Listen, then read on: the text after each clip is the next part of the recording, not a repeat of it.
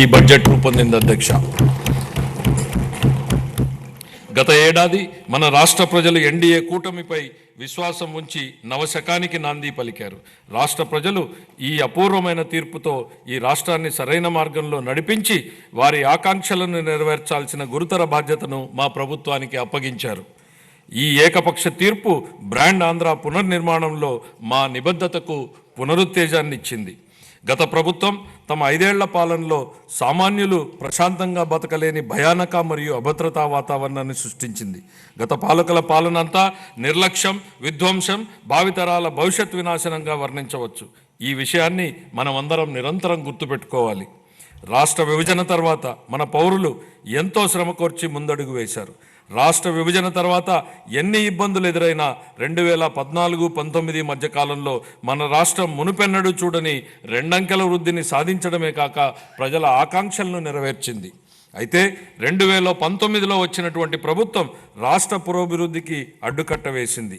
వారి చర్యలతో రాష్ట్ర అభివృద్ధి పురోగమన బాట నుండి తిరోగమన వైపు బాట పట్టింది. ప్రజాస్వామ్య వ్యవస్థలు దెబ్బతిన్నాయి. పరిశ్రమలను రాష్ట్రం నుంచి తరిమేశారు. యువత దిక్కుచోతని స్థితికి వెళ్ళింది. రాష్ట్ర ఆర్థిక వ్యవస్థ కుదేలైంది. ప్రజా సంక్షేమాన్ని మరిచి కక్ష సాధింపు రాజకీయాలు, ప్రతిపక్షాల నోళ్లు మూయించడంపైనే గత ప్రభుత్వం దృష్టి సారించింది.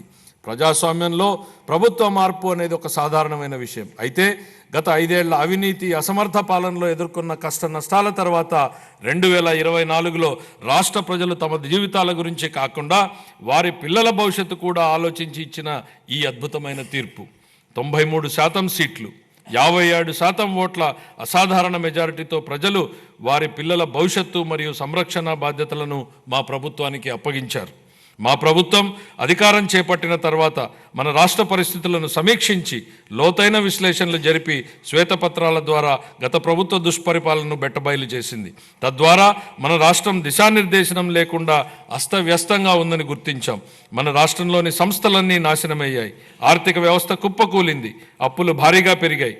మేం పాలనా పగ్గాలు చేపట్టే నాటికి మన రాష్ట్ర పరిస్థితి ఇది అధ్యక్ష. ఇలాంటి సంక్లిష్ట పరిస్థితుల్లో మన రాష్ట్ర పునర్నిర్మాణం ఎన్నో సవాళ్లతో కూడుకునింది. దీనిని అధిగమించడానికి ఎంతో ధైర్యం, ఆశావహ దృక్పథం గల నాయకత్వం అవసరం. దార్శనికులు, సంస్కర్త, విధాన మార్గదర్శకులు మరియు అద్భుత మార్పుకు శ్రీకారం చుట్టగలిగిన గౌరవ ముఖ్యమంత్రి శ్రీ నారా చంద్రబాబు నాయుడు గారు నాయకత్వం వహించడం మన భావితరాల అదృష్టం. సవాళ్లను అధిగమించడంలో ఆయనకు ఆయనే సాటి.